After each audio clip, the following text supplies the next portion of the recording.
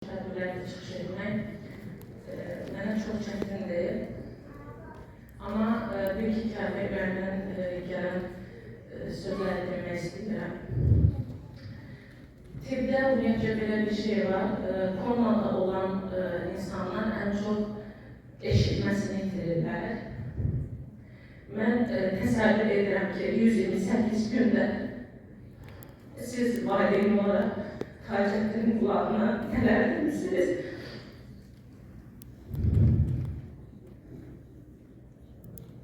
Ne dualar etmişsiniz ki o geri kaçsın.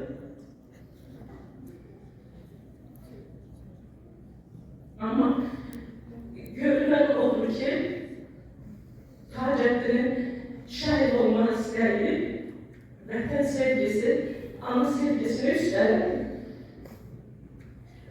Ben bir olarak büyüklüğünüze gelen bütün şehit validelerin karşısında baş ederim. Vatan sevgisi ne 5 yaşında, ne 10 yaşında, 18 yaşında formalaşmıyor. Hiç kim mecburi gayrıda vatan sevgisini mecburi gayrıda hiç kimin şuuruna getirmek mümkün değil.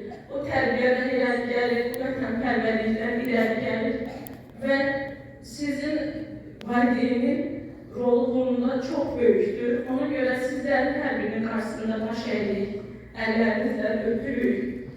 Ne kadar ki böyle tedbirleriniz olacak, ne kadar ki böyle şahitleriniz olacak, ne kadar ki vurgularda sizin yanınızda olan mesele rehberleridir.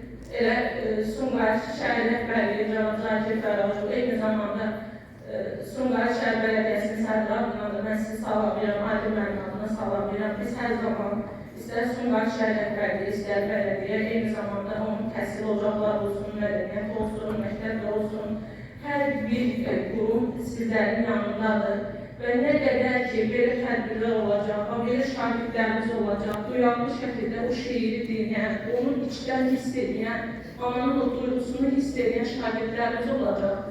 Bax, onda bizim Pəncəli Teymurov yaşayacaq, onda Şükür Həmidov yaşayacaq, onda bizim nə qədər qəhrəman Əbil yaşayacaq, Əzramin yaşayacaq, Pərvin yaşayacaq, Nicat yaşayacaq, Taceddin yaşayacaq.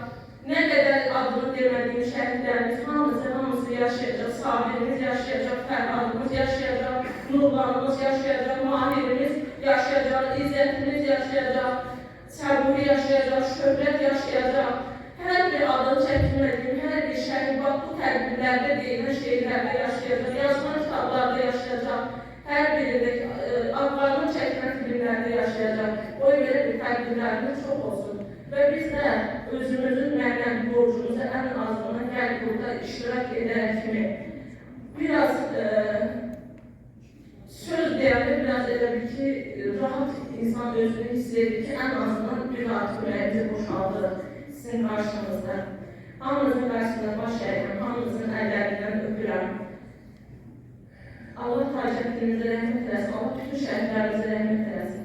Ruhları şad olsun, məqamları uca olsun. Çok sağ olun ve bizim adımızdan belediye adına küçük bir hediyemiz de var, size təqdim etmək istəyərdik. Çok sağ olun, var olun.